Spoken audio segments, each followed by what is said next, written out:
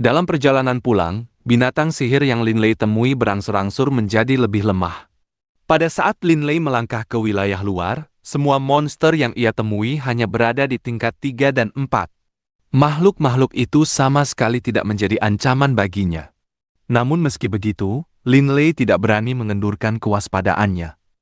Daring Coward melakukan perjalanan di samping Linley, tetapi dalam pikirannya, Daring Coward merasa khawatir.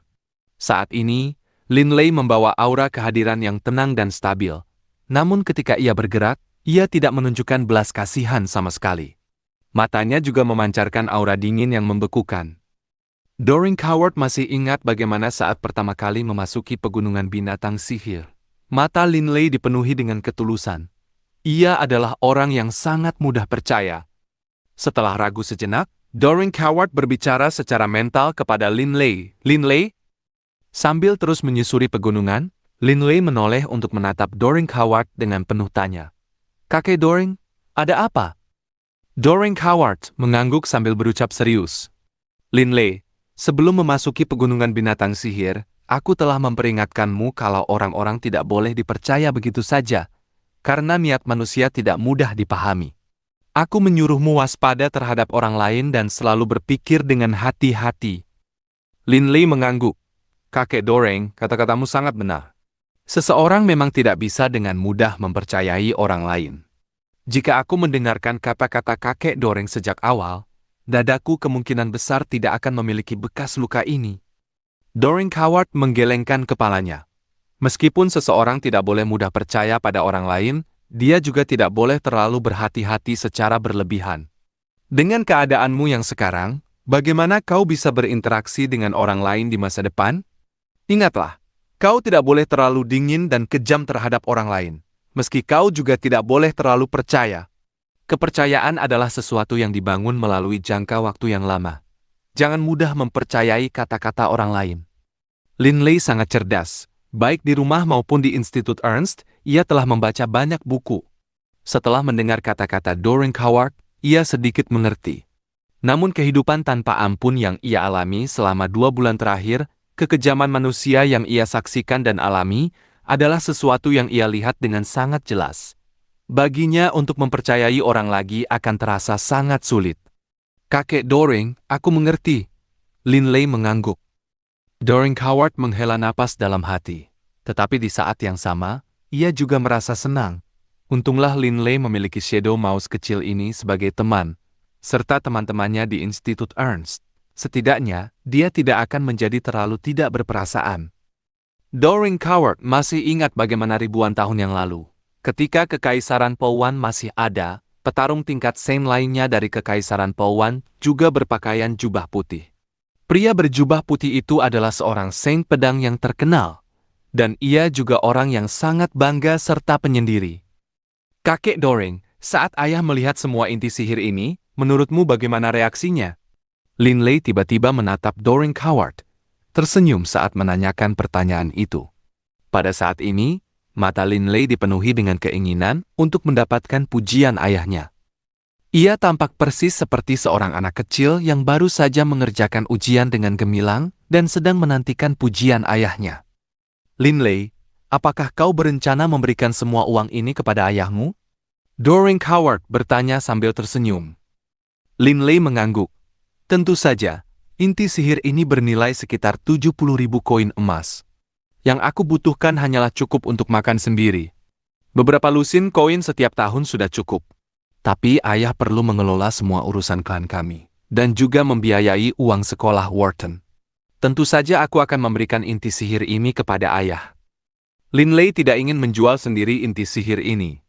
Lagi pula, dalam hal jual beli, ia tidak punya pengalaman sama sekali. Ia mungkin bahkan tidak akan tahu jika ia ditipu. "Hahaha, aku yakin ayahmu akan sangat bersemangat hingga ia akan melompat-lompat kegirangan," ucap Daring Coward sambil tertawa keras. Linley tidak bisa menahan diri untuk ikut menyeringai. Ia segera mempercepat langkah perjalanannya kembali. Saat ini, Linley bahkan tidak repot-repot membunuh binatang sihir tingkat 3 dan 4.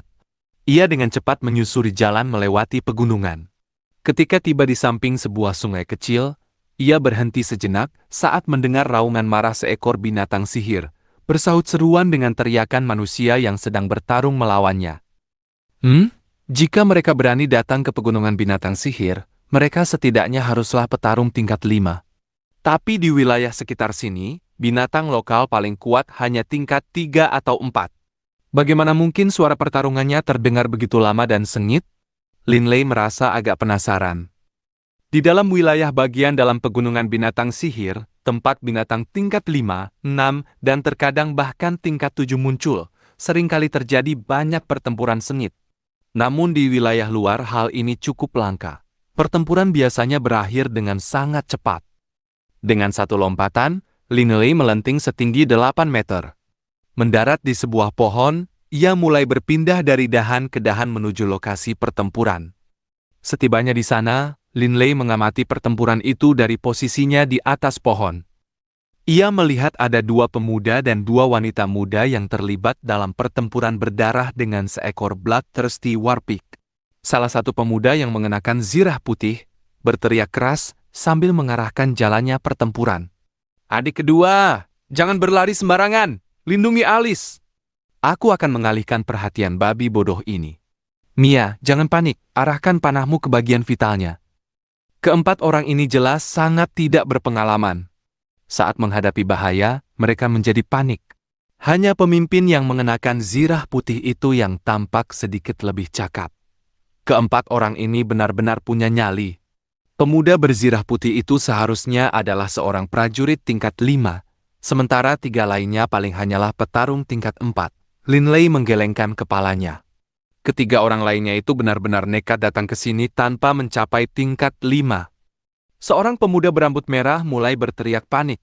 "Kakak Kalan, bukankah kau bilang wilayah luar hanya ada binatang sihir tingkat ketiga atau keempat? Ini adalah binatang sihir tingkat 5. Pemimpin dari kelompok berempat itu, prajurit tingkat 5, Kalan, juga merasa tidak berdaya. Sebagai prajurit tingkat 5, seharusnya tidak menjadi urusan yang berbahaya baginya untuk membawa beberapa teman ke wilayah luar pegunungan binatang sihir. Tapi ia tidak menyangka akan bertemu dengan binatang sihir tingkat 5. Wus, lebih dari 10 tombak tanah tiba-tiba meletus dari bawah tanah di bawah bloodthirsty warpig. Dan 3 di antaranya bahkan menusuk ke dalam tubuhnya. Tetapi semuanya patah dan hancur oleh kulit kerasnya. Bloodthirsty warpig itu segera mengalihkan perhatian marahnya pada satu-satunya penyihir di kelompok itu, sebelum menerjang maju dengan cepat ke arah sang penyihir. Terjangan babi itu benar-benar terlalu menakutkan, dan terlebih lagi, percikan api terlihat keluar dari lubang hidungnya. Seketika, hal itu menyebabkan pemuda yang tersisa menjadi panik. "Lari! Alice, cepat, menghindar!" Kalan berteriak keras. Gadis bernama Alice itu memiliki rambut pirang panjang yang lebat dan sepasang mata yang sayu.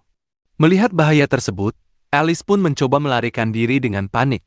Tetapi bagaimanapun juga, bloodthirsty warpig adalah binatang sihir tingkat 5. Meskipun tidak sangat cerdas, ia jauh lebih pintar daripada hewan normal. Bloodthirsty warpig itu mengejar Alice. Melihat babi itu menerjang ke arahnya, Alice hendak melarikan diri. Tetapi saat ia melakukannya, ia terpeleset dan tersandung tanaman merambat, lalu jatuh tersungkur ke tanah. Menolehkan kepalanya, ia melihat mata yang dipenuhi amarah semakin dekat dan dekat dengannya. Berdasarkan kondisi fisik Alice yang lemah, bloodthirsty warpig kemungkinan besar sanggup membunuhnya hanya dengan 1 injakan. Alice terdiam kaku karena ngeri. 2 pemuda lainnya dan gadis itu juga terpaku, tidak tahu harus berbuat apa. Tidak mungkin mereka bisa menyelamatkannya tepat waktu. "Alice!" Pemuda bernama Kalan itu berteriak keras dengan pilu. Meskipun ia adalah seorang prajurit tingkat 5, ia tidak memiliki cukup pengalaman. Gemuruh. 7 atau 8 tombak tanah yang tajam tiba-tiba menonjol keluar dari tanah. Meskipun bloodthirsty warpig memiliki kulit yang tebal, 2 dari tombak tersebut masih berhasil menembus kulit tebalnya dan masuk ke dalam dagingnya, menyebabkan darah segar mengalir dari luka tersebut. Tapi sayangnya, tombak tanah itu hanya menusuk dagingnya. Mereka tidak benar-benar menyebabkan luka pada bagian vital atau organ dalamnya. Bloodthirsty warpig mengangkat kepalanya dan meraung kesakitan. Srash! Sebuah belati hitam tiba-tiba menghunjam dari atas, menusuk mata babi itu seperti kilat. Bola mata babi itu meledak, dan belati hitam itu menembus langsung ke otaknya. Karena kesakitan, seluruh tubuh babi itu bergetar saat ia ambruk. Tak lama kemudian, ia tidak lagi bergerak. Kalan, Nia, dan Alice semuanya begitu ketakutan. Jantung mereka hampir melompat keluar dari tubuh. Mereka menyaksikan seorang prajurit muda berotot yang mengenakan pakaian biru, menggunakan belati untuk mengambil inti sihir Bloodthirsty Warpick dengan cara yang sangat terlatih, lalu berbalik untuk pergi. Tapi Kalan adalah yang pertama di antara mereka berempat yang sadar kembali, dan ia segera berteriak, "Kawan, tolong tunggu sebentar." Linley berbalik, mengernyit. Kalan segera berjalan menghampiri untuk berterima kasih kepada Linley. "Namaku Kalan. Aku sangat ingin berterima kasih atas bantuanmu. Jika bukan karenamu, Alice kemungkinan besar tidak akan selamat tadi." Gadis bernama Alice itu pun berlari mendekat. Jelas sekali ia masih panik. Ia terengah-engah hingga dadanya naik turun seiring helaan napasnya. Namun matanya yang lembut dan sayu tertuju pada Linley. "Terima kasih telah menyelamatkan nyawaku. Aku Alice, nama lengkapku Alice Straff. Aku juga seorang penyihir elemen tanah." Tatapan mata Linley tertuju sejenak pada Alice. Ia harus mengakui, Alice adalah gadis muda yang berparas sangat anggun. Ia memiliki aura yang secara alami membuat pria ingin menyayangi dan melindunginya. Ia adalah tipe gadis yang tidak membutuhkan suara manja atau kosmetik untuk mempercantik dirinya. "Linley, saat kau melihat orang dalam bahaya di pegunungan binatang sihir, biasanya kau tidak membantu kan? Ada apa hari ini?" Suara candaan Doreen Howard bergema di kepala Linley. "Oh, aku tahu. Kau pasti naksir gadis bernama Alice itu." Linley mengernyit. "Kakek Doreen, waktu itu bukan berarti aku tidak mau membantu mereka. Masalahnya, di wilayah bagian dalam pegunungan binatang sihir, monster yang dihadapi orang-orang setidaknya adalah binatang sihir tingkat 6, bahkan terkadang tingkat 7. Aku tidak punya kemampuan untuk menolong mereka. Membunuh seekor binatang tingkat 5 tidaklah terlalu sulit. Itulah sebabnya aku maju membantu." Linley segera menjelaskan kepada Doreen Howard. Pria tua itu terkekeh dan tidak lagi bicara. "Namaku Tony, Tuan Penyihir.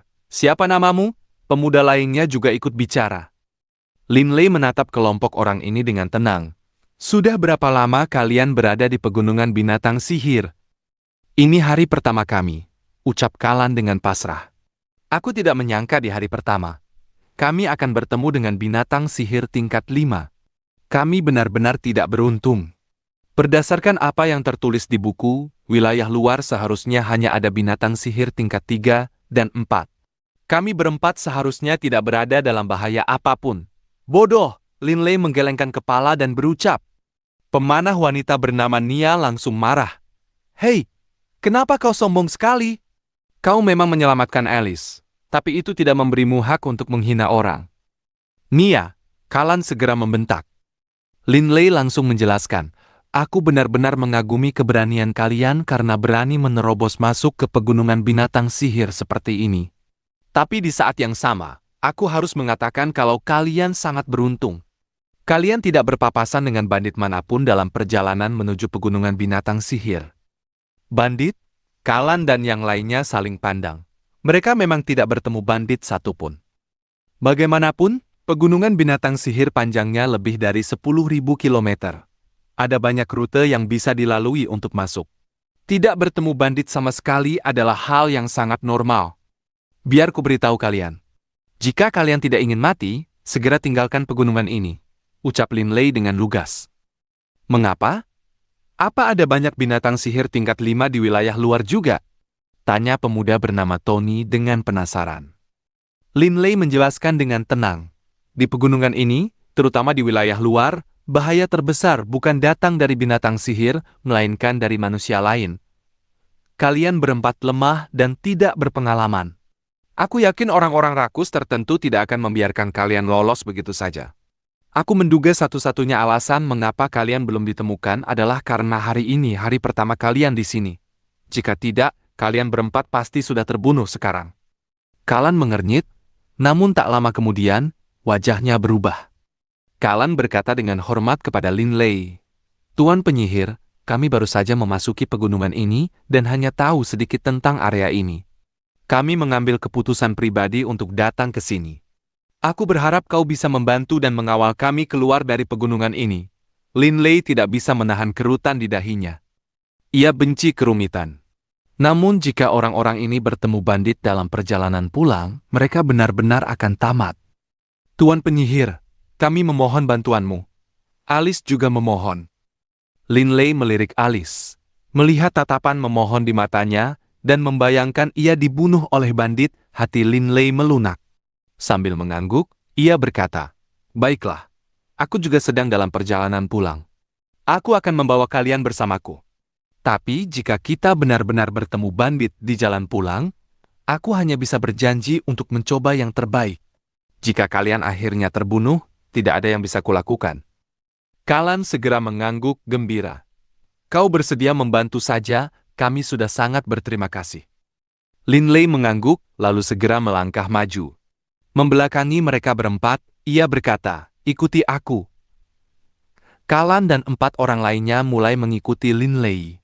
Di bawah perlindungan Linley, mereka meninggalkan pegunungan binatang sihir dan menuju ke arah kota. Dalam perjalanan pulang, Kalan dan yang lainnya mengetahui nama Linley. Alice, yang juga seorang penyihir elemen tanah, dipenuhi rasa kagum terhadap Linley. Ia pun baru berusia 15 tahun, dan ia dianggap sebagai jenius nomor 1 di Institut Wellen. Namun meskipun begitu, Alice barulah penyihir tingkat 4. Pencapaian semacam ini di Akademi Sihir Ernst hanya akan dianggap rata-rata. Saat beristirahat dalam perjalanan, Linley, Kalan, Alice, dan yang lainnya sedang makan. Linley dan Alice duduk bersama. "Kakak Linley, kau benar-benar luar biasa. Kau menjadi penyihir tingkat 5 saat berusia 14 tahun. Aku mungkin akan berusia 20 tahun saat mencapai tingkat 5. Alice menatap Linley dengan penuh pemujaan. "Aku bukan apa-apa. Jenius nomor 1 di sekolah kami menjadi penyihir tingkat 4 pada usia 9 tahun, dan penyihir tingkat 5 saat ia menginjak usia 12 tahun, ucap Linley dengan santai. Ia tidak mengungkapkan bahwa saat ia berusia 13 tahun, ia juga seorang penyihir tingkat 4. Namun pada usia 14 tahun, ia sudah menjadi penyihir tingkat 5. Hanya dalam 1 tahun singkat, ia telah maju sebanyak yang dicapai Dixie dalam 3 tahun. Penyihir tingkat 4 pada usia 9 tahun? Aku 15 tahun, tapi baru saja menjadi penyihir tingkat 4. Dan aku dianggap jenius terbaik di sekolahku. Institut Wellen kami benar-benar tidak bisa dibandingkan sama sekali dengan Institut Ernst. Alice menghela napas. Kakak Linley, menurutku larik tombak tanah milikmu sangat kuat dan hebat.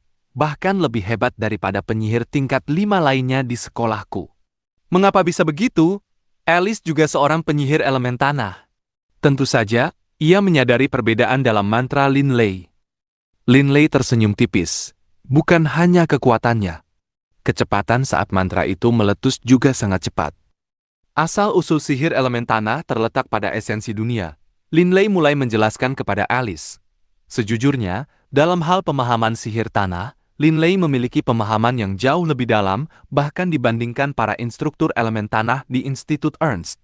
Bagaimanapun, ia memiliki seorang penyihir agung tingkat Seng sebagai guru pribadinya. Alice menatap Linley, benar-benar fokus dan berkonsentrasi padanya. Yang satu mendengarkan sementara yang lain berbicara. Saat mereka mengobrol, keduanya semakin lama semakin dekat satu sama lain. Karena terlalu asyik dengan teori sihir, Linley baru menyadari setelah berhenti sejenak bahwa wajah mereka sekarang sangat dekat hingga hanya menyisakan jarak seukuran kepalan tangan. Linley terkejut. Ini adalah pertama kalinya ia berada begitu dekat dengan seorang gadis. Berada sedekat itu, ia bisa melihat dengan jelas kedua mata Alice yang sayu dan lembut. Hidungnya yang mungil, Linley bahkan mengira ia bisa merasakan embusan napas gadis itu dan mencium keharuman tubuhnya. "Kakak Linley, kenapa berhenti bicara?" tanya Alice penasaran. Namun sesaat kemudian, Alice menyadari apa yang terjadi. Ia segera menarik diri, dan wajahnya langsung memerah seperti buah apel. Linley memaksa dirinya untuk tenang, lalu berdiri menghadap yang lain. Berpura-pura seolah tidak ada yang salah, ia berkata, "Baiklah, semuanya cepat makan. Kita akan segera melanjutkan perjalanan. Ayo kita lakukan yang terbaik agar bisa sampai di kota lebih awal." Di Jalan Greenleaf, kota Venlai, ibu kota kerajaan Venlai yang merupakan anggota Persatuan Suci, terdapat banyak kediaman bangsawan yang berkelompok menjadi satu. Di depan salah satu kediaman tertentu, tampak 10 orang lebih sedang berkumpul.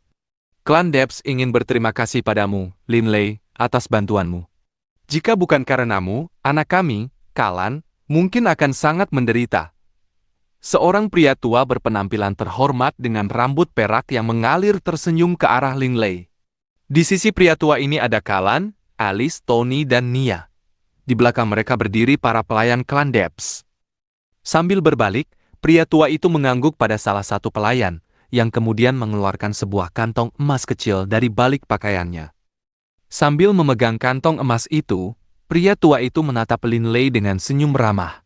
"Ini ada 100 koin emas. Meski tidak seberapa, ini mewakili rasa terima kasih klan Debs kami. Aku berharap kau mau menerimanya." "Tidak perlu. Itu sama sekali tidak merepotkanku," ucap Linley dengan cukup sopan. "Aku harus berangkat sekarang." Pria tua itu tidak memaksa. Sambil tersenyum, ia memperhatikan Linley pergi. "Tony, kalian bertiga juga harus pulang. Orang tua kalian pasti sangat khawatir," ucap pria tua itu sambil tersenyum. Setelah berpamitan, Alice, Nia, dan Tony semuanya pulang ke rumah masing-masing. Ketika Kalan dan pria tua berambut perak itu kembali ke ruang tamu mereka, wajah pria tua itu tiba-tiba menjadi dingin. Dengan suara yang dipenuhi amarah, ia membentak, "Berlutut!" Dengan suara buk, Kalan segera jatuh berlutut. "Kakek kedua, aku salah. Kali ini, aku nekat membawa 3 temanku ke pegunungan binatang sihir tanpa menyelidiki dengan jelas semua bahaya yang ada. Kakek kedua, tolong hukum aku." Nekat katamu?" Mata dingin pria tua itu menatap tajam ke arah Kalan. "Kalan, kau sudah dewasa. Selain itu, kau adalah ahli waris dan penerus klan kita. Bagaimana bisa kau membuat kesalahan yang begitu bodoh? Bagaimana mungkin kau bisa membayangkan betapa berbahayanya pegunungan binatang sihir itu? Kau berani melintasinya tanpa memberitahu klan sedikit pun? Biarkan ayahmu sendiri yang memutuskan hukuman apa yang pantas. Biar kuingatkan satu hal, di masa depan, jika kau terus bertindak sebodoh ini, bahkan jika klan ini diserahkan padamu, kau akan menghancurkannya." Sambil menundukkan kepala, Kalan tidak berani bicara. Klan Debs bisa dianggap sebagai salah satu dari 3 klan teratas di kerajaan Venlai.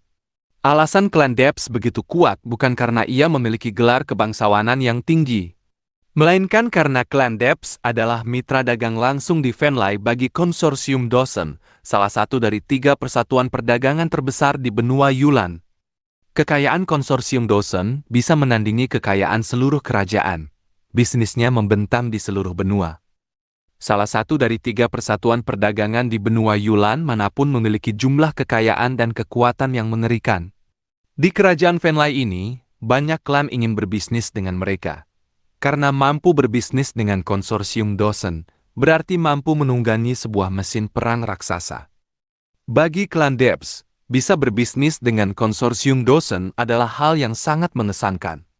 Bagaimanapun juga, bahkan 2 aliansi besar dan 4 kekaisaran agung pun harus berusaha sebaik mungkin untuk berhati-hati di sekitar persatuan perdagangan tersebut, dan melakukan yang terbaik untuk menyenangkan mereka. Setelah meninggalkan kota Venlai, Linley mengambil jalan menuju Institut Ernst. Bebe bertengger di bahunya, berjaga-jaga, sementara Doring Coward juga berjalan berdampingan dengannya. "Kakek Doring, pernahkah kau merasa kalau dunia ini adalah tempat yang mengerikan?" tanya Linley di dalam pikirannya. Doring Coward mengangguk, tapi ia tidak bicara. Ia hanya mendengarkan dengan tenang. "Dulu, saat aku mengunjungi kota Venlai, aku tidak menyadari apapun. Tapi setelah kembali dari pegunungan binatang sihir, aku belajar begitu banyak. Kekejaman dan kebrutalan pegunungan itu terlihat jelas dan terbuka. Berdarah-darah, tanpa ada yang disembunyikan. Jika kita melihat para penyihir dan prajurit tingkat tinggi, serta para bangsawan di kota Venlai, di permukaan, mereka semua tampak sopan dan beradab, Mereka membuat seluruh kota Venlai tampak begitu megah. Tapi sistem kasta di kota Venlai begitu kejam, begitu tidak berperasaan. Bahkan hukum itu sendiri memberikan hak istimewa yang jauh lebih besar kepada bangsawan daripada rakyat jelata. Meskipun kota Venlai sangat makmur dan mencolok, dipenuhi tawa, aturan tak tertulisnya jauh lebih mengikat daripada aturan di pegunungan. Di pegunungan binatang sihir, tidak ada hal seperti bangsawan atau rakyat jelata. Yang ada hanyalah yang kuat dan yang lemah. Linley perlahan-lahan mulai memahami dunia. Di dunia ini, para bangsawan memiliki semua keuntungan, sementara rakyat jelata diinjak-injak. Tidak peduli seberapa sopan dan halus perilaku para bangsawan, atau seberapa dermawan mereka bersikap. Tidak ada cara bagi mereka untuk mengubah ketimpangan parah yang ada di dunia secara keseluruhan. Jika kau ingin memiliki status sebagai rakyat jelata, satu-satunya pilihanmu adalah menjadi prajurit yang kuat atau penyihir yang kuat. Jika kau tidak berjuang keras, kau akan dibuang. Masyarakat manusia jauh lebih rumit daripada dunia pegunungan binatang sihir. Mereka hanya menyembunyikan kebrutalan yang sama seperti di pegunungan di balik setelan pakaian yang indah. Tapi terkadang, setelan pakaian indah ini bisa sangat berguna. Dari lubuk hatinya, Linley merasa jijik terhadap para bangsawan yang berpura-pura baik, padahal sebenarnya tidak. Setelah melihat kekejaman pegunungan, serta kemegahan kota Venlai, mentalitas Linley mulai berubah setelah melihat kontras yang begitu besar. Apakah kau takut berjuang? Doring Howard tiba-tiba bertanya. Linley menyeringai, takut? Tentu saja tidak, aku menikmatinya. Jika tidak ada perjuangan di dunia, dan segalanya tenang dan damai, betapa membosankannya itu. Aku suka perjuangan, terutama perjuangan yang mendebarkan. Menari di atas mata pisau, itulah jenis kehidupan yang paling mengasyikkan. Cit-cit. Bebe ikut menyuarakan persetujuannya. Mereka melangkah masuk ke Institut Ernst. Setelah melakukan perjalanan ke pegunungan binatang sihir dan menyaksikan kekejaman umat manusia, Linley menghargai persahabatan tulus yang telah ia bentuk di institut jauh lebih besar dari sebelumnya. Begitu memasuki asramanya, ia mendengar kata-kata ini. Bos Yale, Linley masih belum kembali juga. Mungkinkah dia terjebak dalam situasi berbahaya di pegunungan binatang sihir? Tutup mulut busukmu, saudara keempat. Saudara ketiga pasti akan kembali kepada kita dengan selamat. Ayo kita pergi makan. Begitu ia mengangkat kepalanya, Yale melihat bayangan yang tidak asing itu berdiri di ambang pintu. Ia terdiam, terpana. George dan Reynolds juga terpana. Namun kemudian, segera setelah itu, mereka bertiga menyerbu ke arah Linley. Hahaha, saudara ketiga, kau akhirnya kembali. Yale adalah yang pertama mencapai Linley, melingkarkan lengannya di tubuh Linley dalam sebuah pelukan erat. Reynolds juga berteriak gembira. Wow, Linley, tahukah kau kalau bos Yale dan George menggerutu tentangmu setiap hari? Mereka semua mengkhawatirkanmu. Hanya aku satu-satunya yang benar-benar yakin kau akan kembali dengan selamat. Saudara keempat. George menatapnya. Baru saja, kau bilang kau khawatir Linley menemui sesuatu yang berbahaya. Aku? Ekspresi bingung tampak di wajah Reynolds. Apa aku mengatakan hal seperti itu? Melihat ketiga saudaranya berkumpul, hati Linley seketika terasa hangat. Yale segera melambaikan tangannya dengan gaya pamer dan berkata, baiklah, cukup basa-basinya. Kembalinya saudara ketiga dengan selamat dari pegunungan binatang sihir adalah peristiwa besar. Ayo kita pergi merayakannya. Linley tertawa juga. Saudara kedua, saudara keempat, ayo pergi. Kita semua harus pergi minum-minum. Aku yang traktir. Wah, Reynolds menatapnya. Kau yang traktir? Yale tertawa keras. Benar, saudara ketiga harus mentraktir kita. Jangan lupa beberapa waktu lalu, perwakilan dari Galeri Prue menghubungi kita dan mengirimkan surat undangan itu. 3 patung saudara ketiga berhasil terjual lebih dari 4.000 koin emas. Kita harus merayakannya dengan baik. Linley terkejut. Yale buru-buru menjelaskan, saudara ketiga, patung-patungmu terjual dengan harga tinggi. Galeri Prue sudah sepenuhnya mengakui kemampuanmu sebagai pemahat ahli. Itulah sebabnya mereka sekarang mengundangmu untuk membuka stand pribadi di aula para ahli mereka. Tunggu sebentar, biar kuambilkan surat itu. Yale segera berlari menuju bagian dalam asrama. Reynolds berkata dengan cara yang sangat rahasia kepada Linley, Linley, apa kau ingin tahu sesuatu? Sejak orang dari Galeri Pru itu datang ke sekolah kita, berita tentangmu yang telah diundang untuk memiliki stand pribadi di galeri telah menyebar ke seluruh institut. Ketenaranmu telah meningkat luar biasa. Linley agak terpana karena terkejut saat mendengarnya. Bagaimanapun juga, ia sendiri baru saja mengetahuinya. Benar, di seluruh institut, kau mungkin orang terakhir yang mengetahuinya. George juga terkekeh. Linley, ini surat undangan yang dikirimkan Galeri Pru untuk kita. Yale berlari keluar dari asrama dengan amplop putih yang ditempeli segel emas. Malam hari, 4 sekawan dari asrama 1987 sedang berjalan menyusuri jalanan Institut Ernst yang gelap dan sunyi, berbincang santai tentang apa yang telah terjadi selama 2 bulan terakhir ini. Sebrutal itu? Reynolds dengan takjub menyibakkan kemeja Linley.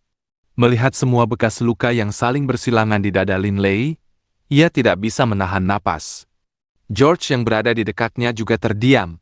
Hanya Yale yang tertawa. Hahaha, kalian memang tidak punya pengalaman. Saat aku masih kecil, aku pernah melihat yang jauh lebih parah dari ini. Bos Yale, kau serius? Tanya Reynolds dengan penuh keheranan. Yale tersenyum angkuh. Tentu saja aku serius. Dan aku sudah melihat lebih dari beberapa kejadian seperti itu, misalnya membunuh tahanan dengan penyiksaan, atau orang sungguhan yang bertarung melawan binatang sihir dengan tangan kosong. Saat mereka bertarung tanpa senjata melawan binatang-binatang itu, mereka dikelilingi oleh lingkaran penonton kaya. Pemandangannya benar-benar berdarah. Mendengar kata-kata Yale, Linley mampu membayangkan adegan itu di dalam benaknya. Senang rasanya berada di kampus. George menghela napas. Linley juga mengangguk setuju. Menjelang larut malam seperti ini, banyak pasangan terlihat berjalan bersama di jalan. Ada yang berpegangan tangan, ada juga yang duduk berdua di atas punggung seekor binatang sihir. Kehidupan kampus terasa sangat santai.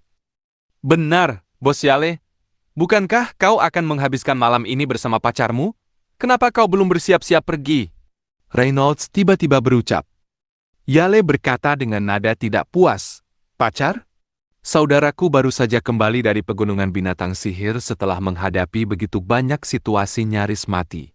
Dan aku akan pergi menghabiskan waktu dengan pacarku? Reynolds, kau harus ingat kata-kata ini. Saudara itu seperti tangan dan kaki, sementara perempuan itu seperti pakaian. Mereka hanya bagus untuk diajak bermain. Rasa jijik langsung muncul di wajah Reynolds. Linley? Sebuah suara yang terkejut tiba-tiba terdengar dari kejauhan.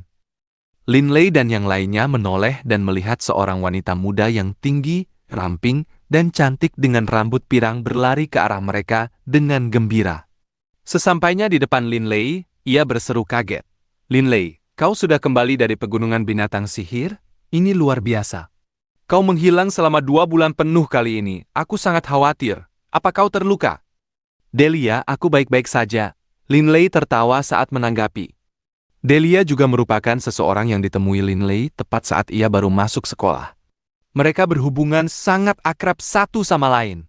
Saat bersama Delia, Linley merasa seolah-olah ia bisa benar-benar rileks dan tanpa beban mental apapun. Persis seperti saat ia bersama ketiga saudara laki-lakinya. Delia, kereta paman sudah menunggu di luar. Jangan membuang waktu. Sebuah suara dingin terdengar. Memalingkan kepalanya, Linley melihat seorang pemuda berjubah panjang berdiri agak jauh. Itu adalah kakak laki-laki Delia, Dixie, salah satu dari 2 jenius di Institut Ernst. Jubah Dixie sangat bersih dan rapi, tanpa noda atau kotoran sedikit pun. Matanya juga tampak sangat jernih dan tenang. Oh, mengeluarkan suara kecewa, Delia menatap Linley. Linley, ayah memintaku dan kakakku untuk kembali. Kereta kami sudah menunggu di luar. Aku harus pulang sekarang. Baiklah, Delia. Kita bisa mengobrol saat kau kembali nanti. Linley tersenyum saat menjawab. Oke, sampai ketemu lagi. Delia jelas merasa agak kecewa karena tidak memiliki lebih banyak waktu untuk mengobrol dengan Linley. Dixie berjalan menghampiri mereka juga. Ia hanya melirik Delia, dan Delia segera mulai berjalan ke arahnya. Namun kemudian, Dixie berbalik menatap Linley. Linley, aku dengar kau berhasil kembali dari latihanmu di Pegunungan Binatang Sihir. Selamat. Linley terpana. Diksi ini benar-benar berbicara padanya? Kedinginan dan sikap menyendiri Diksi sudah melegenda di Institut Ernst.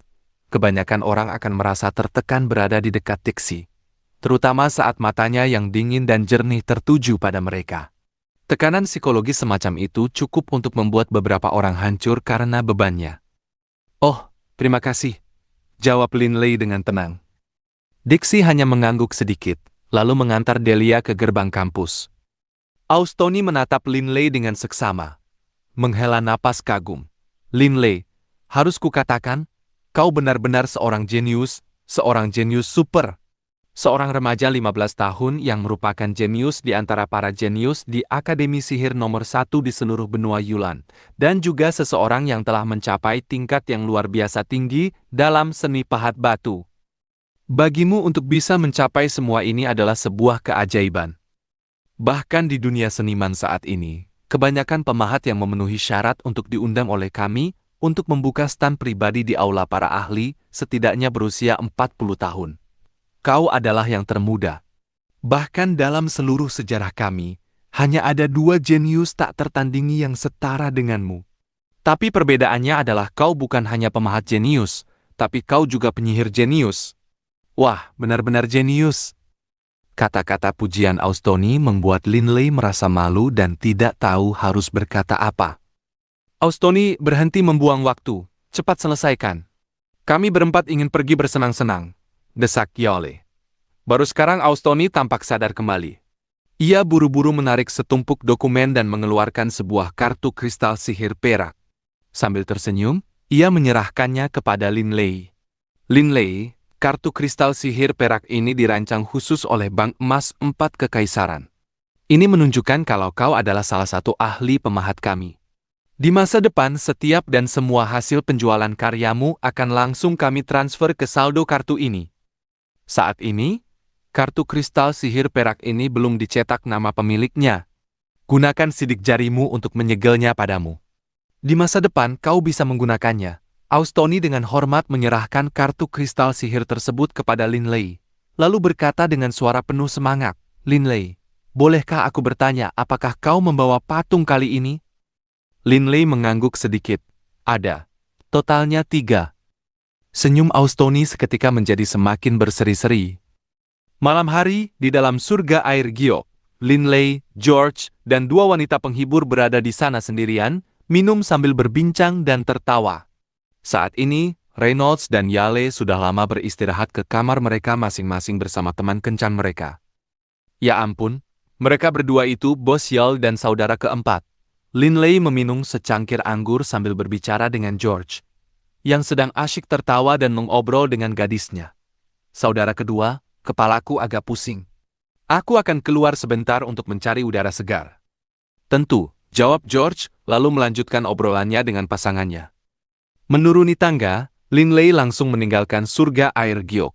Begitu meninggalkan tempat yang meriah itu, Linley tiba-tiba merasakan angin malam yang dingin dan menyegarkan bertiup melewatinya, membantu menjernihkan pikirannya.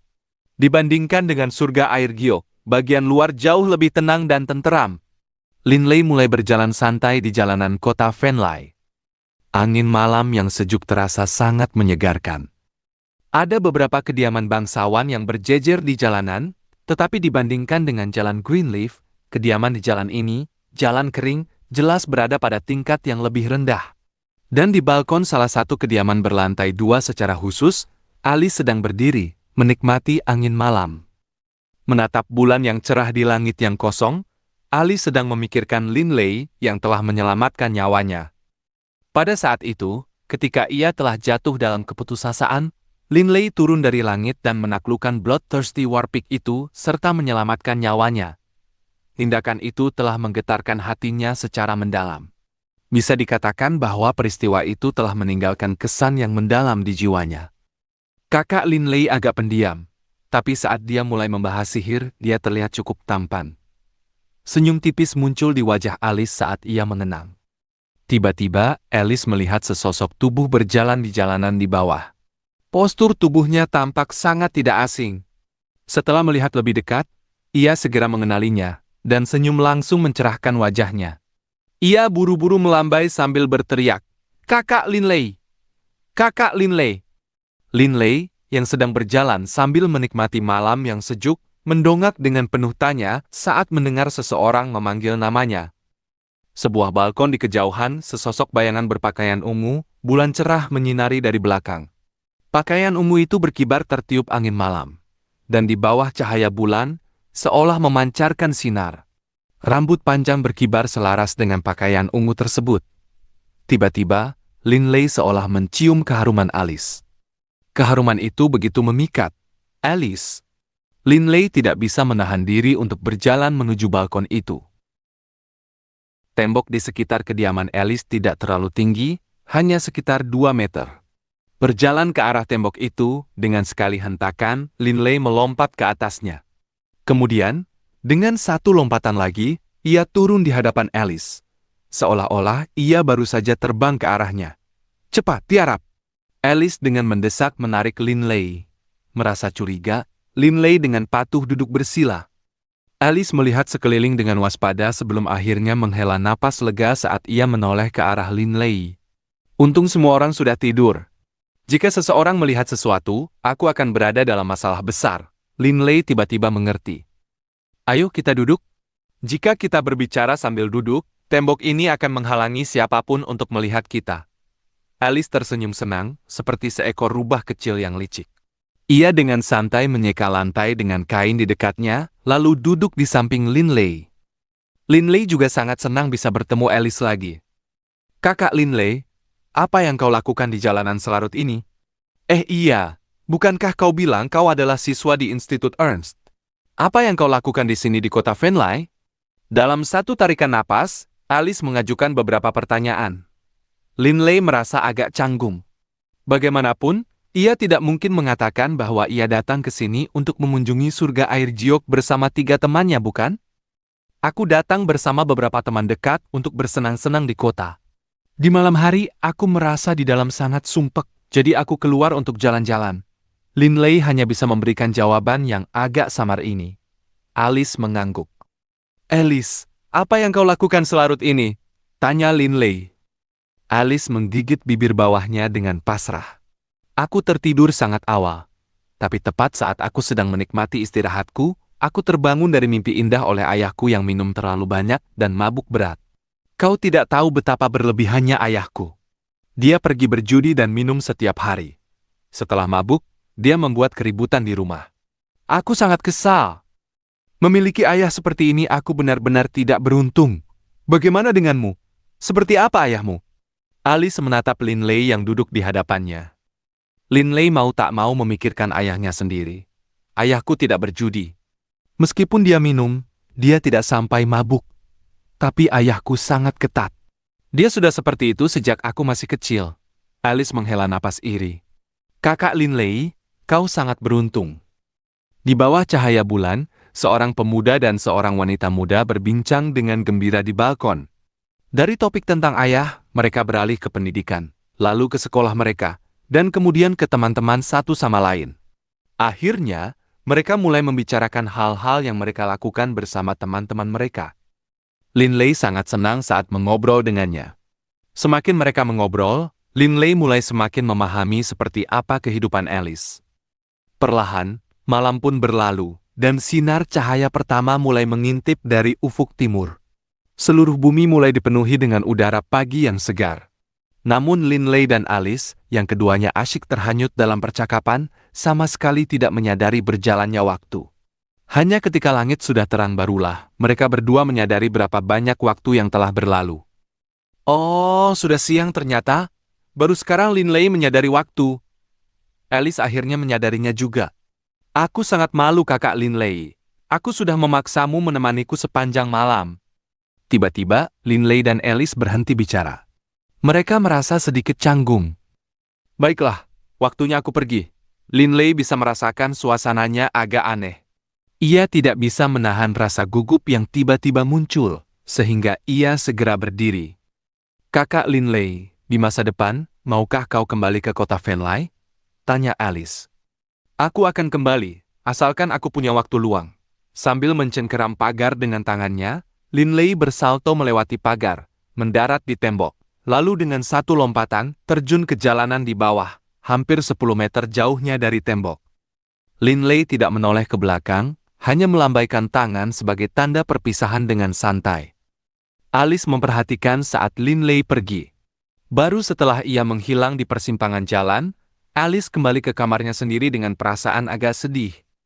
Matahari musim panas di bulan Agustus terasa seperti bola api raksasa yang memanggang daratan. Setelah makan siang dengan ketiga saudaranya, Linley langsung menuju kampung halamannya, kota Wushan. Ia membawa ranselnya yang berisi inti sihir senilai lebih dari 70.000 koin emas. Cit-cit di punggung Linley, Bebe mulai mencicit kegirangan.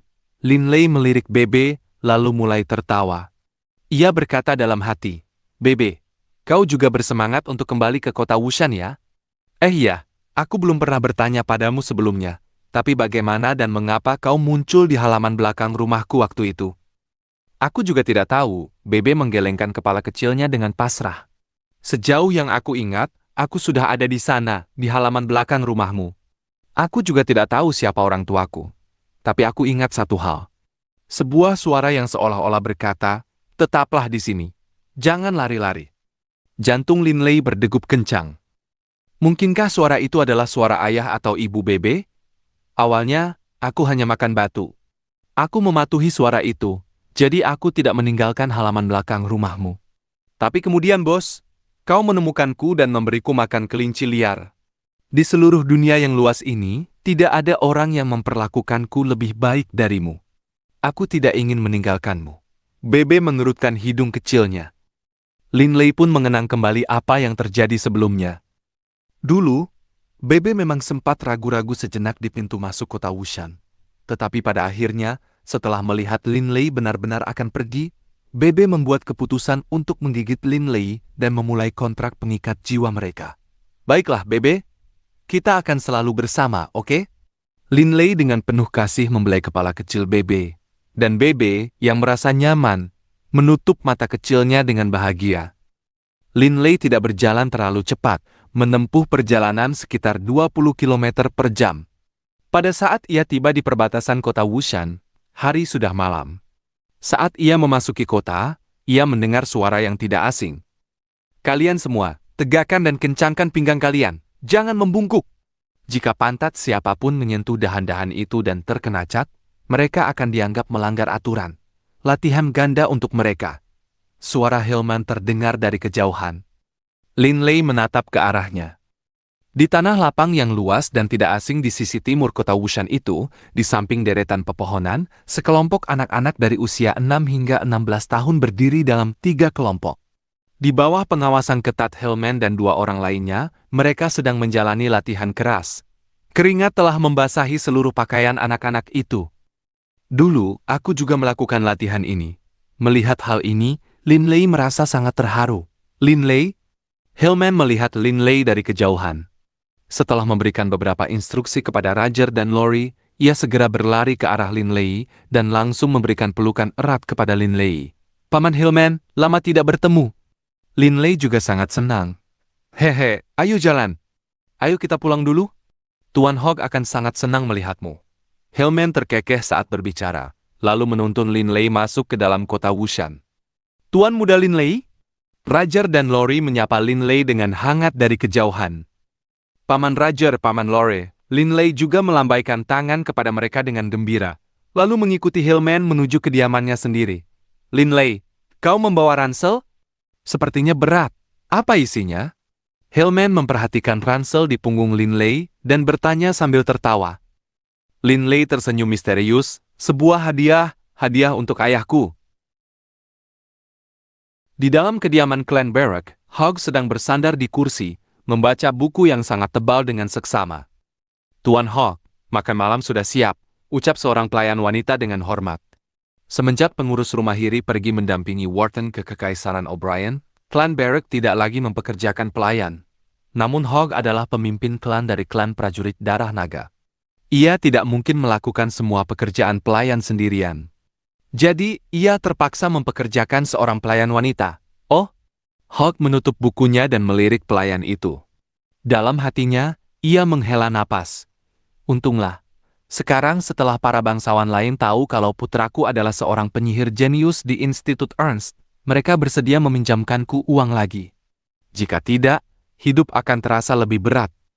Berdasarkan tingkat pajak yang rendah di kota Wushan, Hogg hanya mampu membayar gaji pengawalnya dan membayar upeti tahunan kepada kerajaan. Hogg merasa tidak senang setiap kali memikirkannya. Pada saat klan jatuh ke tangannya, hampir semua barang berharga telah dijual. Untungnya, Hogg memiliki dua putra yang luar biasa. Lin Lei sudah menjadi penyihir tingkat 5. Dia akan segera lulus. Saat itu, aku bisa menyerahkan posisi pemimpin klan kepadanya. Dan aku akan bisa melakukan beberapa hal yang selalu ingin kulakukan.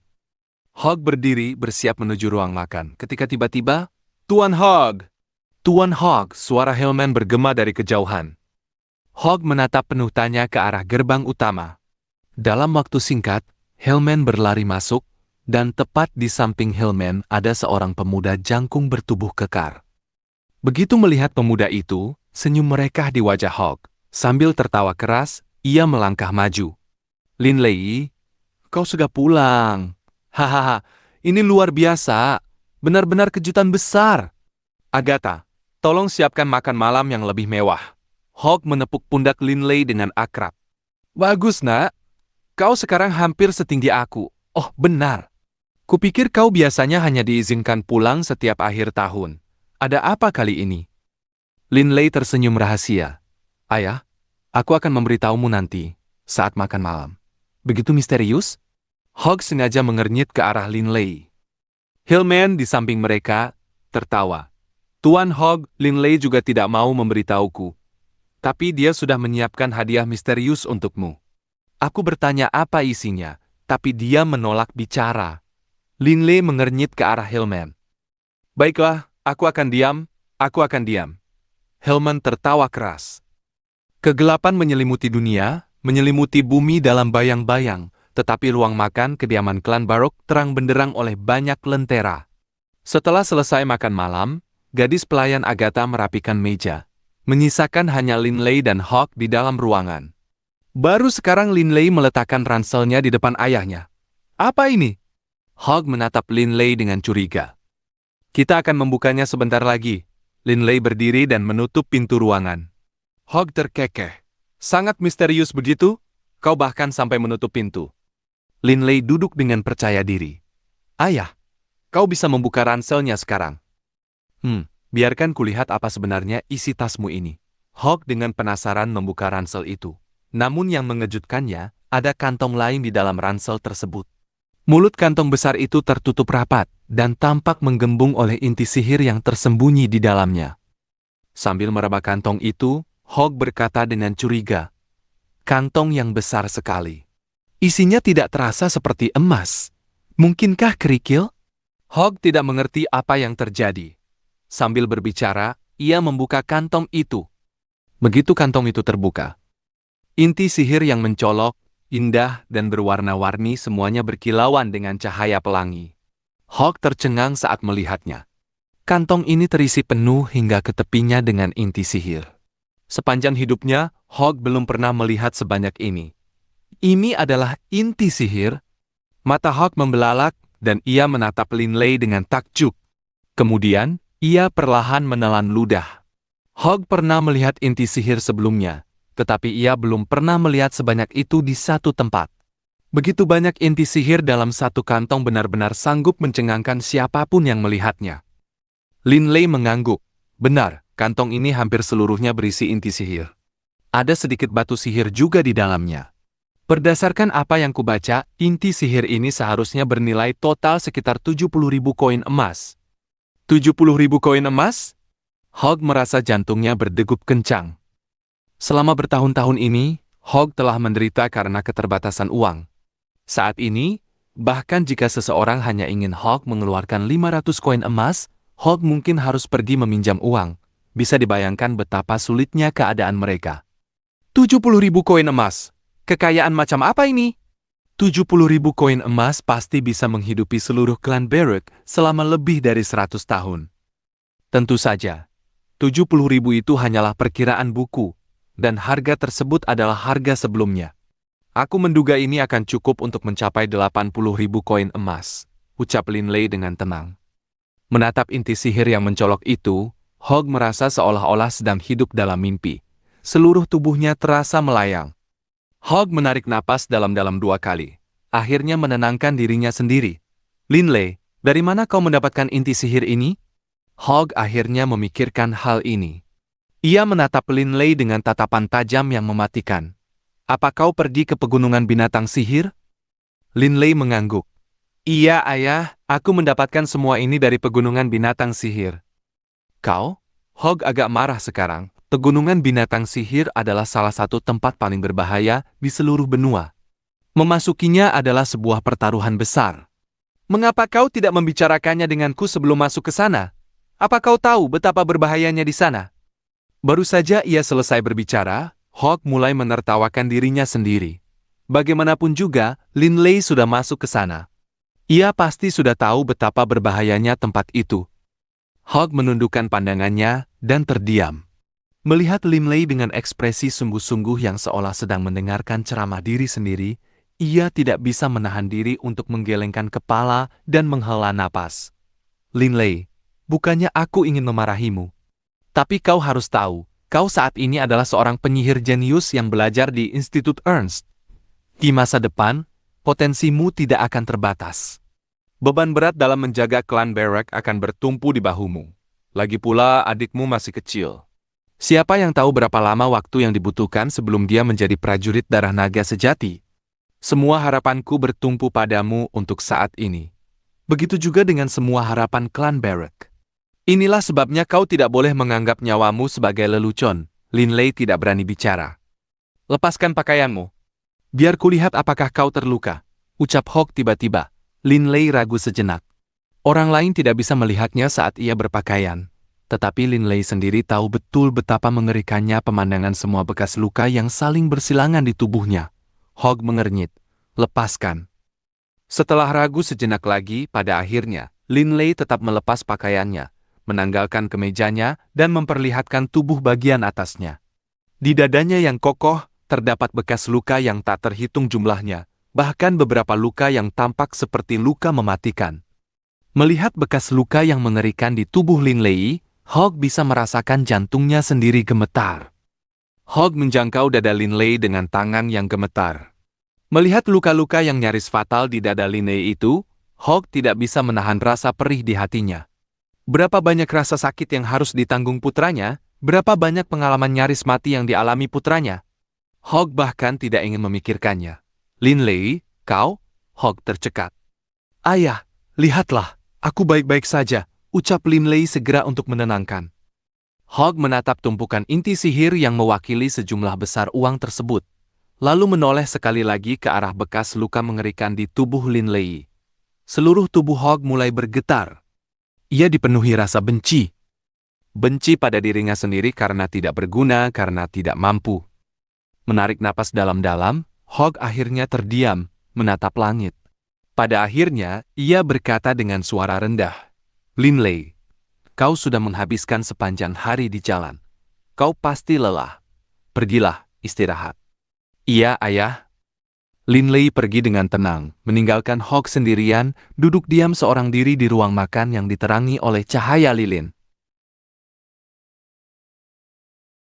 Keesokan paginya, saat duduk di meja makan di ruang makan mereka, Linley terkejut melihat ayahnya tampak berseri-seri, dengan semangat yang seolah-olah belum pernah ia lihat sebelumnya. Sambil meletakkan pisau dan garpunya, Hogg tersenyum menatap Linley. Linley, kali ini kau harus tinggal di rumah sedikit lebih lama. Sudah cukup lama sejak terakhir kali aku melihatmu. Kita berdua, ayah dan anak, perlu menghabiskan waktu bersama. Linley agak terkejut. Bagaimanapun, selama bertahun-tahun ini ayahnya tidak pernah mengucapkan kata-kata seperti itu kepadanya. Awalnya, Linley berencana kembali ke kota Venley untuk jalan-jalan dan mungkin mengunjungi Alice. Namun setelah mendengar hal ini, ia mengesampingkan semua niat untuk mengunjunginya. Baik ayah, Linley mengangguk senang. Hogg mengangguk puas. Tetapi di mata Hogg, sepertinya ada sedikit gurat sesuatu yang sulit dipahami. Kali ini, Lin Lei tinggal selama 10 hari penuh di kota Wushan. Bahkan ketika tanggal dimulainya semester baru di Institut Ernst tiba, ia masih belum kembali, dan Hog pun tidak mendesaknya. Di atas puncak Gunung Wushan, awan hujan berarak ke sana kemari. Lin Lei duduk dalam posisi meditasi, memurnikan kekuatan sihir. Esensi elemen tanah dan esensi elemen angin berpusar di sekitar Lin Lei, memasuki tubuhnya dari segala arah dan diserap ke dalam otot, kerangka, serta pembuluh darahnya, meningkatkan kekuatan tubuhnya. Setelah sebagian diserap, sisanya diubah menjadi kekuatan sihir dan disimpan di dantian tengahnya. Bagaikan lautan yang dialiri oleh 100 sungai, semua aliran esensi elemen di tubuhnya pada akhirnya akan bermuara di sini. Lin Lei duduk di sana selama setengah hari. Pada saat Lin Lei membuka matanya, hari sudah senja. Waktunya kembali ke sekolah. Lin Lei bangkit berdiri dan menarik napas dalam-dalam. Semenjak aku memberikan inti sihir itu kepada ayah, ayah telah berubah menjadi lebih baik. Dia juga menjadi jauh lebih dekat denganku. 10 hari yang dihabiskan Lin Lei di sini adalah 10 hari terdekat yang pernah ia lalui bersama ayahnya. Apa yang menyebabkan ayah berubah begitu banyak? Apa karena inti sihir itu? Tapi kurasa ayah tidak akan berubah hanya karena uang. Mungkinkah karena bekas luka di tubuhku?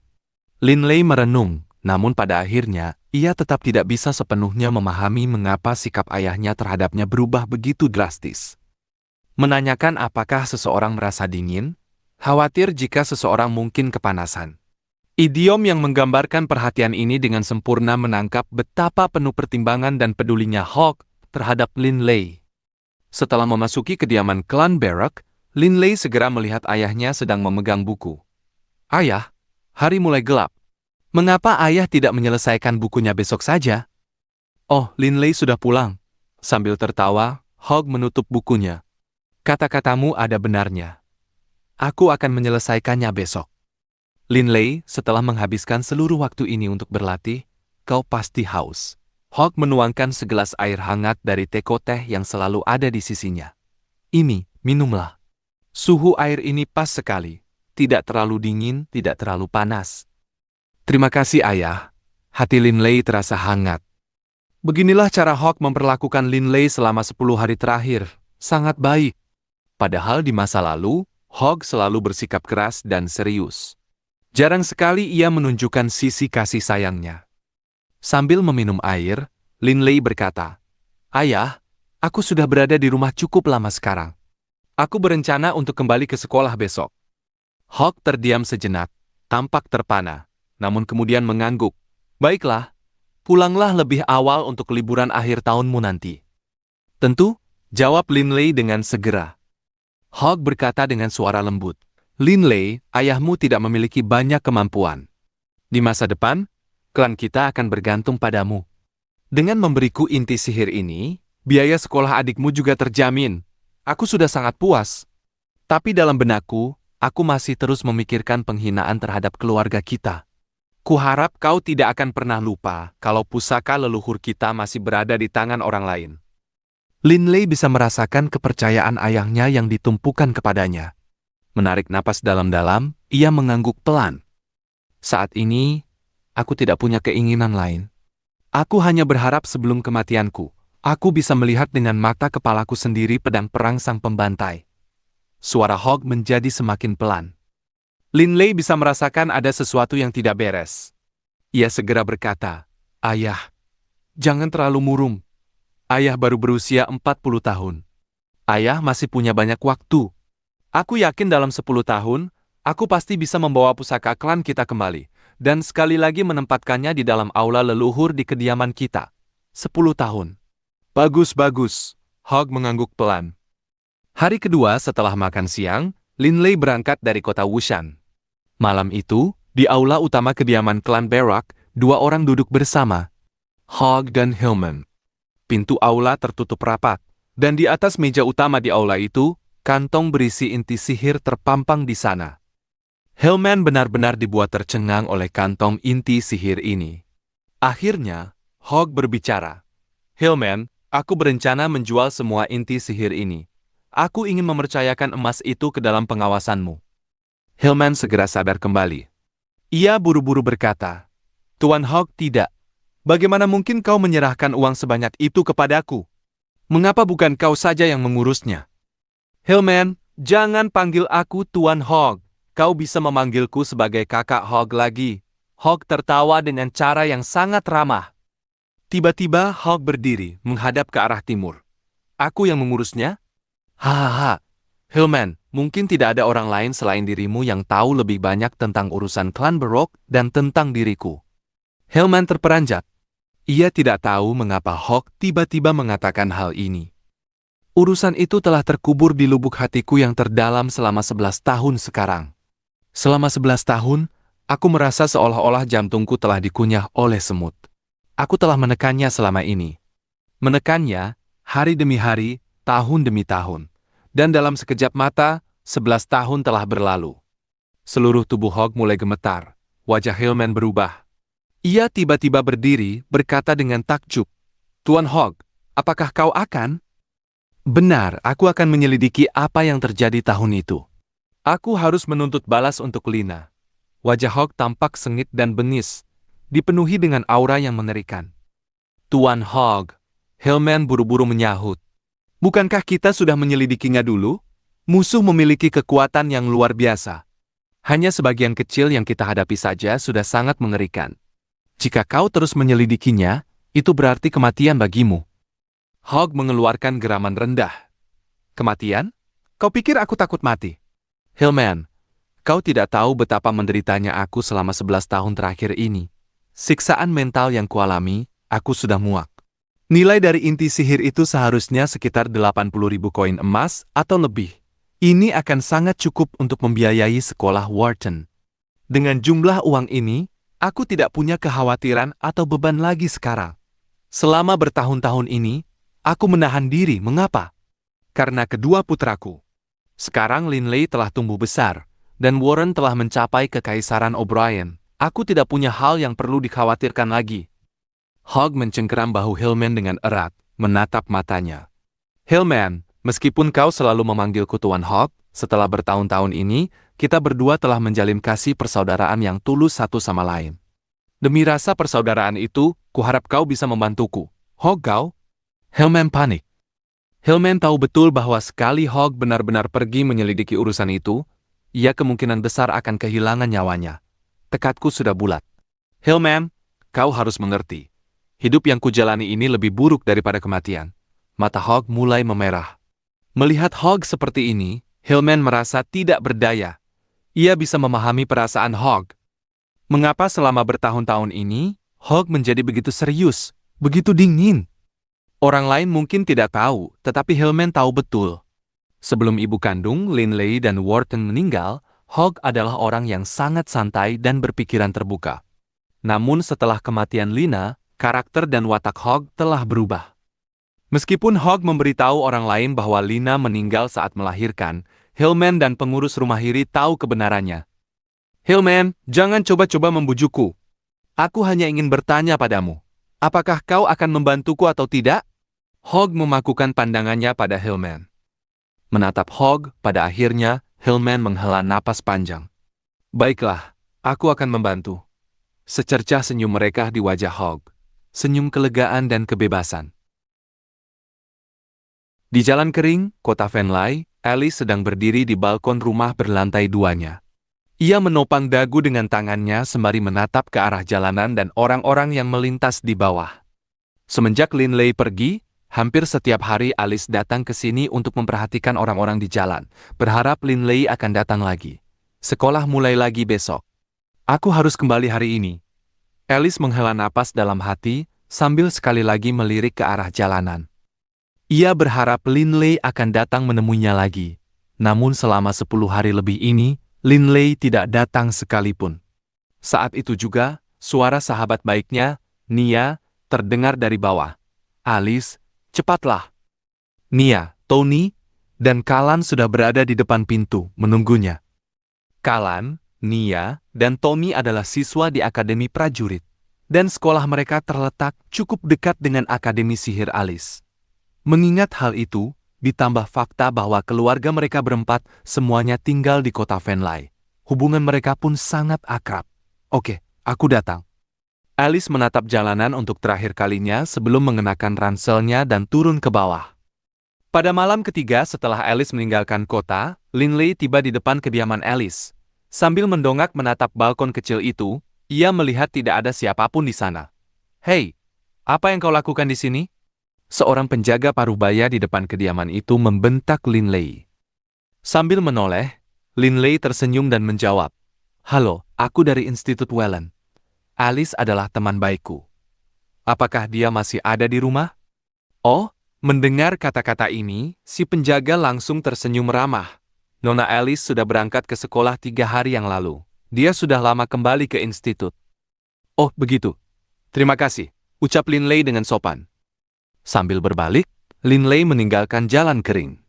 Setelah menjauh, ia menoleh dan sekali lagi melirik balkon di lantai 2 rumah tersebut. Di dalam hatinya, ia merasa sedikit tidak berdaya. Di jalan depan Institut Ernst, cahaya putih memancar dari cincin naga melingkar dan berubah menjadi sesosok pria tua berjubah putih, si jenggot putih Doreen Coward. Sambil tersenyum, Doreen Coward berkata pada Linley, "Linley, kau jatuh hati pada Alice kan?" Sedikit, Linley tidak membantahnya. Doreen Coward mengelus jenggotnya sambil tertawa keras. "Aku tidak menyangka kau, bocah kecil, akhirnya jatuh cinta pada seorang gadis. Tapi Linley, kau dan Alice berada di institut sihir yang berbeda. Dengan kalian berdua tinggal di tempat yang terpisah, akan sangat sulit bagi hubungan kalian untuk berkembang. Aku tahu, biarlah takdir yang menentukan. Jika memang berjodoh, maka jadilah. Jika tidak, ya sudah." Linley tidak bisa menahan diri untuk membayangkan bagaimana rasanya jika ia bersama Alice. Ia teringat kembali pada raut wajah ketakutan gadis itu saat bertarung melawan Bloodthirsty Warpig. Lalu saat perjalanan pulang dari pegunungan binatang sihir, raut wajah malu-malu gadis itu saat mereka berdua mengobrol. Dan di bawah cahaya bulan, penampilannya yang menggetarkan hati, seolah-olah ia adalah Dewi Bulan itu sendiri. "Mungkin beginilah rasanya cinta monyet pertama seseorang," ucap Linley pada dirinya sendiri dengan nada mengejek diri. Di usianya sekarang, semua saudara di asramanya sudah pernah berkencan. Bahkan, Yale dan Reynolds sudah lama memiliki pacar. Mengenai sebuah hubungan, Linley sebenarnya merasa agak bersemangat. Di Institut Ernst, Linley masih tetap rajin dan bekerja keras seperti biasanya. Setiap hari, ia menghabiskan setidaknya sebagian waktunya untuk berlatih memahat dengan pahat lurus. Dalam hal energi spiritual maupun kekuatan sihir, kekuatannya terus tumbuh dengan stabil dan cepat. Dalam sekejap mata, sebulan telah berlalu. Sesuai dengan kesepakatan mereka sebelumnya, Linley dan saudara-saudaranya membawa 3 patung baru ke kota Fenley, di mana mereka disambut di Galeri Prue oleh manajer Austoni. Hampir 15.000 koin emas. Sebanyak itu. Linley agak takjub dengan harga yang dicapai oleh 3 patung sebelumnya. Austoni tertawa keras. "Linley, ini normal. Nilai karya kebanyakan ahli pemahat adalah sekitar 1.000 koin emas. Tapi Galeri Prue tentu saja memperkenalkanmu, dan statusmu sebagai penyihir jenius berusia 15 tahun yang juga seorang pemahat ahli. Hanya berdasarkan status pribadimu saja, nilai karya senimu akan berlipat ganda. Lebih penting lagi dari itu, patung-patungmu memiliki aura yang sangat unik. Meskipun patung orang lain juga indah, dalam hal kehalusan akan selalu ada beberapa celah. Garis-garis pada patungmu sangat halus. Sebagai contoh, saat membandingkan bagian mana kau menggunakan pahat lurus dan bagian mana kau menggunakan pahat kupu-kupu, orang-orang sebenarnya tidak bisa membedakannya. Semuanya mengalir bersama dengan sangat sempurna." Linley tidak bisa menahan tawa mendengar ini. Jejak pergantian alat. Dari awal hingga akhir, patung-patungnya dipahat hanya dengan menggunakan pahat lurus. Ia sama sekali tidak menggunakan alat lain. Tentu saja, garis-garisnya akan sangat sempurna dan halus. Keunikan ini, ditambah dengan aura angkuh dan luhur yang secara alami dimiliki patung-patungmu, serta dikombinasikan dengan status pribadimu, menyebabkan setiap patung naik harganya hingga 5.000 koin emas. Satu-satunya hal yang mencegah harganya naik lebih tinggi lagi adalah karena masih ada beberapa celah kecil pada pola-polamu. Austoni menjelaskan sambil memuji. Di dalam hatinya, Linley mengerti. Celah kecil? Lin Lei menggelengkan kepala dalam hati. Ia hanya menggunakan pahat lurus. Meskipun ia berhasil memahat beberapa pola unik dengannya, dalam hal efektivitas, tentu saja tidak akan bisa bersaing dengan alat khusus seperti pahat kupu-kupu atau pisau miring. Di saat yang sama, Lin Lei mau tak mau menghela napas. 3 patung itu mampu mencapai harga 15.000 koin emas. Uang ini datang begitu mudah. Jika Lin Lei menghabiskan seluruh waktunya untuk memahat, dalam sebulan, ia pasti bisa menghasilkan 10 patung. 10 patung berarti 50.000 koin emas. Di Pegunungan Binatang Sihir, aku menghabiskan 2 bulan dan menghadapi bahaya yang tak terhitung, serta mengalami situasi hidup dan mati berkali-kali. Setelah membunuh semua pembunuh itu, aku akhirnya hanya mendapatkan sekitar 70.000 koin emas. Menjadi seorang pemahat rasanya seperti merampok uang secara legal. Lin Lei tidak bisa menahan rasa kagumnya. Nilai patung Lin Lei dianggap tinggi bahkan di antara para ahli. Jika ahli pemahat praktis seperti merampok uang, maka Grandmaster pemahat, Lin Lei tidak bisa menahan rasa antusiasnya. Semakin dalam Lin Lei mulai memahami profesi ini, semakin ia takjub. Lingkaran pemahat memiliki perbedaan pendapatan yang luar biasa. Di seluruh persatuan suci, mungkin hanya ada sekitar 100-an ahli pemahat. Bisa dibayangkan betapa langkanya mereka. Lin Lei, berjuanglah. Aku yakin suatu hari nanti, kau akan menjadi Grandmaster pemahat yang luar biasa. Ucap Austoni menyemangati. Grandmaster pemahat bukan hanya memiliki kekayaan yang luar biasa. Mereka juga memiliki status sosial yang sangat tinggi. Mereka berdiri di puncak tertinggi dari bentuk seni kuno ini. Bahkan sebagian besar bangsawan yang kuat pun tidak akan berani sombong saat bertemu mereka. Grandmaster. Ini adalah sebutan yang sangat luar biasa. Itu bukanlah sesuatu yang bisa didapatkan melalui uang atau kekuasaan. Hanya ketika seseorang telah menerima pengakuan universal sebagai yang terbaik di bidang tertentu, ia baru akan dianugerahi gelar kehormatan Grandmaster. Malam itu, Lin Lei dan saudara-saudaranya berjalan keluar dari penginapan bersama-sama. Sesuai kebiasaan, mereka akan menuju ke surga air giok bersama. Bos Yale, kalian bertiga pergi duluan saja. Aku ingin jalan-jalan sebentar, ucap Lin Lei kepada mereka setelah meninggalkan penginapan. Yale, Reynolds, dan George semuanya menatap Lin Lei dengan terkejut.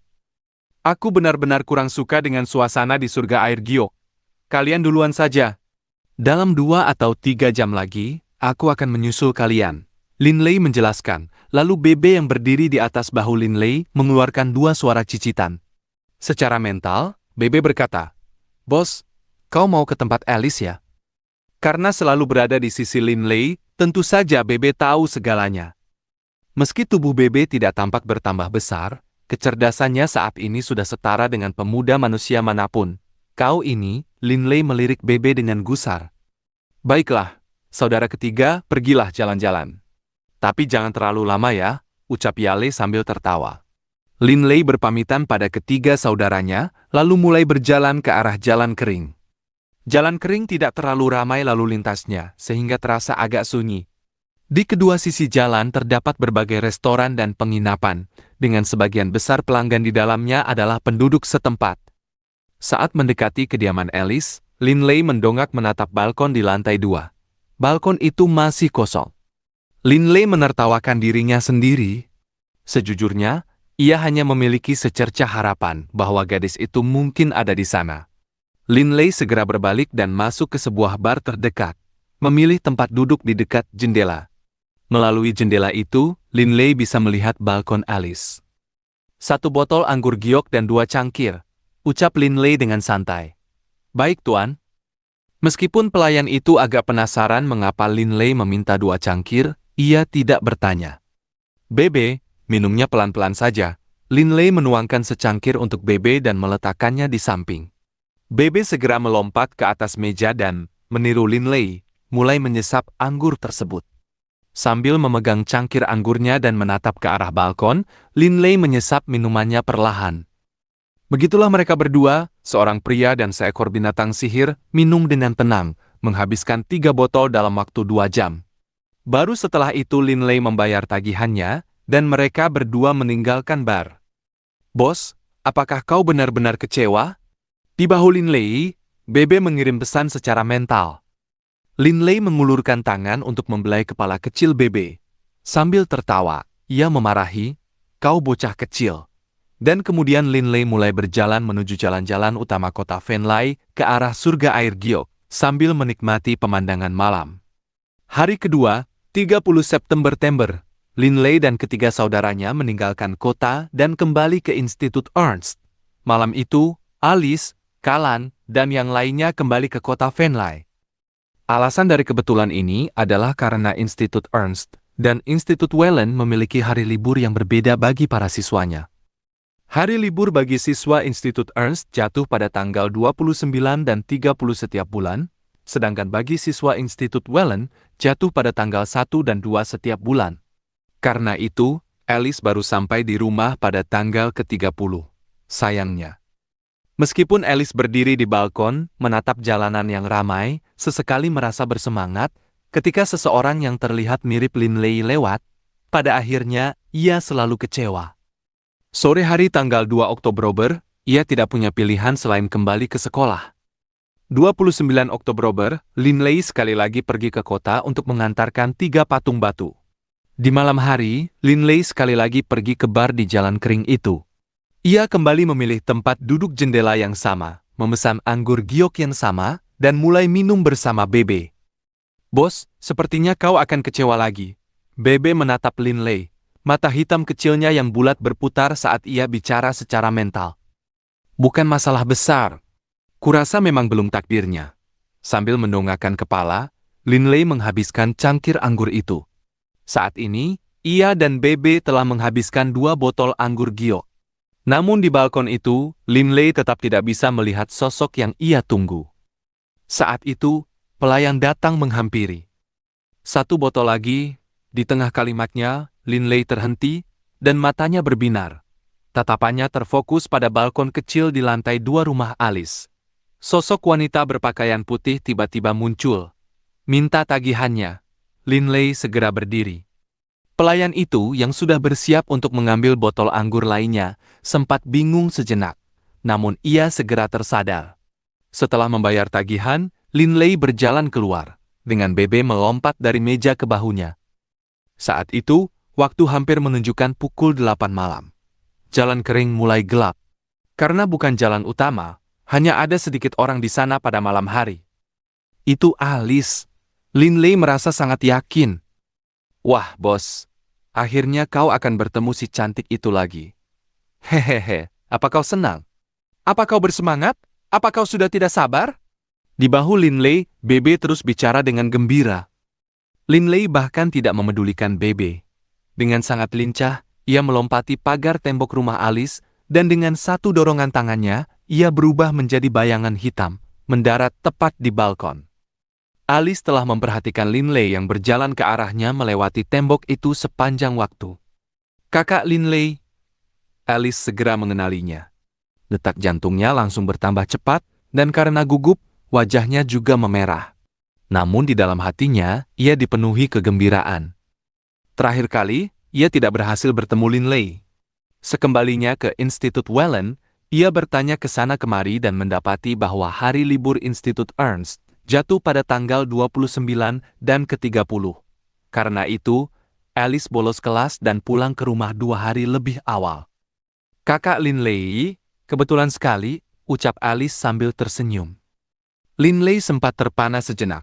"Alice, iya, kebetulan sekali." Alice tidak bisa menahan tawa, sebelum ia tersadar dan segera menarik Linley untuk duduk. "Cepat, duduklah. Jangan sampai ada yang melihatmu." Linley pun duduk. Mereka berdua bersembunyi di sudut balkon, mengobrol dengan tenang satu sama lain. Doring Coward muncul pada saat ini. Linley, kakek Doring, ada apa?" Linley merasa agak terganggu. Doring Coward tertawa keras. "Nak, jangan bicara terlalu banyak tentang hal-hal yang tidak penting dengan gadis ini. Bersikaplah sedikit lebih ramah, sedikit lebih maju. Dasar bodoh." Dilihat dari raut wajahnya, gadis ini juga tertarik padamu. Jangan terburu-buru." Meskipun Linley tidak takut mati, pada saat ini, secara mental ia merasa agak goyah dan tidak stabil. "Kau benar-benar bodoh," ucap Doreen Coward tidak sabar. Linley mulai mengabaikan sepenuhnya saran Doreen Coward, hanya berbicara dengan Alice tentang topik-topik santai yang tidak relevan. Melihat mereka berdua, pada akhirnya, Doreen Coward hanya bisa menggelengkan kepala dan menghilang kembali ke dalam cincin naga melingkar. Sambil mengobrol dengan Alice, Linley sama sekali tidak menyadari berlalunya waktu. "Kakak Linley, kau hebat sekali. Pasti banyak gadis yang mengejarmu di Institut Ernst, kan?" Alice sengaja mengucapkan kata-kata ini dengan nada santai. Namun saat mendengarnya, jantung Linley mulai berdegup lebih kencang. "Lumayanlah." Sambil mengobrol dengan Alice, terkadang Linley bicara tanpa berpikir panjang. "Dasar bodoh." Suara Doreen Coward bergema di benak Linley. Bersama Alice, Linley merasa benar-benar bahagia dari lubuk hatinya yang paling dalam. Dengan cara ini, sepanjang malam pun berlalu. Baik Linley maupun Alice tidak merasa lelah sedikit pun, meski mereka terjaga semalaman. Saat fajar mulai menyingsing, ufuk timur mulai memancarkan warna biru yang lembut. "Matahari sudah terbit. Alice, aku harus pergi," ucap Linley sambil berdiri. "Baiklah." Alice juga berdiri, menatap Linley dengan raut wajah yang seolah enggan untuk berpisah. Linley menyeringai, melambai padanya, lalu melayang turun ke jalan layaknya sehelai daun. Tubuhnya diselimuti oleh aliran udara. Setelah Linley sampai di surga air giok, ia menunggu saudara-saudaranya bangun dari tempat tidur, yang mana saat itu ia langsung diinterogasi oleh Yali dan dua lainnya. Setelah kembali ke Institut Ernst, Linley tetap belajar dengan tekun seperti biasanya. Namun saat sedang bersantai, ia seringkali memikirkan Alice. Linley merasakan sesuatu. Hatinya telah dipanah oleh Dewi Asmara. Kalender Yulan, tahun 9997, 29 November, malam hari. Alice sudah bangun sangat pagi untuk menunggu di depan pintu rumah keluarganya. Setelah menunggu beberapa lama, ia melihat sosok Linley yang tidak asing sedang berjalan dari jalan kering. Seketika, ia berlari menghampirinya. "Kakak Linley," seru Alice dengan nada cukup gembira. Mereka sudah tidak bertemu selama sebulan. Setelah akhirnya bisa melihatnya, Alice seolah tidak mampu mengendalikan kegembiraannya. Di dalam hatinya, Linley juga merasa sangat bersemangat. Bagaimanapun, sudah sebulan sejak terakhir kali mereka bertemu. Namun hari ini, ia merasa sangat bahagia. "Meskipun aku tidak memberitahu Alice kapan aku akan menemuinya lagi, dia keluar untuk menungguku hari ini." Terakhir kali setelah mengobrol dengan Alice, Linley mengetahui bahwa hari libur Institut Wellen jatuh pada tanggal 1 dan 2 setiap bulan. Alice sengaja bolos kelas demi menemuinya. Linley sepenuhnya mengerti apa artinya itu. "Linley, teruskan. Kali ini, kau harus sedikit lebih berani." Suara Doreen Coward terdengar di benak Linley. Linley diam-diam juga memantapkan hatinya. Bagaimanapun, ia tidak ingin menunggu 1 bulan lagi. "Alice, kenapa kau berada di luar hari ini, bukannya di balkon?" Linley dan Alice berjalan berdampingan di jalanan. Alice tertawa. "Kita tidak mungkin selalu bersembunyi di balkonku, kan?" Mengingat kembali bagaimana mereka berdua bersembunyi di sudut balkon, Linley tidak bisa menahan tawa. Iya, jika kau tidak pulang ke rumah di malam hari, bukankah ayahmu akan khawatir?" tanya Linley. "Dia," Alice merengut. "Ayahku adalah pemabuk berat dan juga penjudi kambuhan. Dia mungkin tidak tahu kapan dia sendiri akan pulang, apalagi aku." "Kakak Linley, aku tumbuh besar di kota Venlay sejak kecil. Kota Venlay adalah kota yang sangat besar. Kau mungkin belum pernah mengunjungi banyak tempat. Ayo, aku akan mengajakmu berkeliling." Alice tertawa. Linley dan Alice berjalan bersama menyusuri jalanan. Saat itu adalah musim dingin, dan di benua Yulan, Desember dan Januari adalah 2 bulan terdingin dalam setahun. Angin malam juga terasa sangat menusuk. Tidak terlalu banyak orang di jalanan. Namun saat Linley dan Alice berjalan sambil mengobrol, mereka sama sekali tidak memedulikan orang-orang yang ada di jalan. "Oh, turun salju?" Alice mendongakkan kepalanya menatap langit malam dan melihat serpihan putih turun dengan lembut. "Aku suka salju. Ini adalah salju pertama di musim dingin tahun ini." "Aku juga suka salju."